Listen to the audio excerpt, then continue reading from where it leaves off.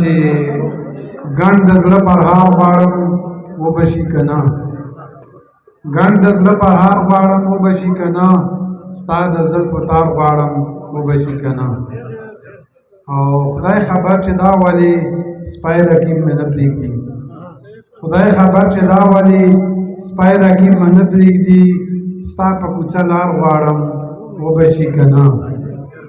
او زه نادر خوشحال غوندې ځان کمزوری نه ګڼم، زه نادر خوشحال غوندې ځان کمزوری نه ګڼم، خوله درنه په جار غواړم وبشي که نه.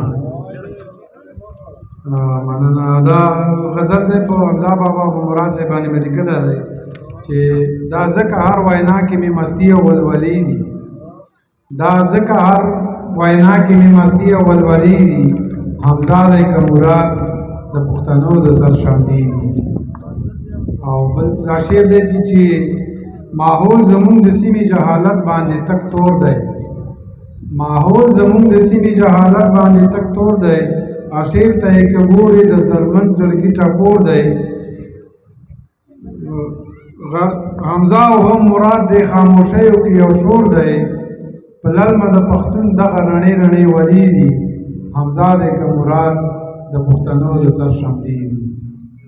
او بل بیت دی چې که پلار یې د پښتو د غزل پلار منلی شوی، که پلار یې د پښتو د غزل پلار منلی شوی، خو زوی یې هم یو ښه نظم نګار منلی شوی، په شعر او په ادب کې په بار بار منلی شوی، نو دا ځکه په خیبر کې په ارزی مشاعرې دي، حمزه دی که مراد د پښتنو د سر شملې دي.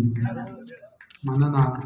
او بل شعر دی چې کړي ادب کې تجربې وي نوې نوې، چې کړي په ادب کې تجربې وي نوې نوې، په زړه کې د بابا ډېرې جذبې وي نوې نوې، بخلې پښتو ته ګلدستې وي نوې نوې، شعرونه یې که ګورې د فکرونو سلسلې دي، حمزه دی که مراد د پښتنو د سر شملې دي.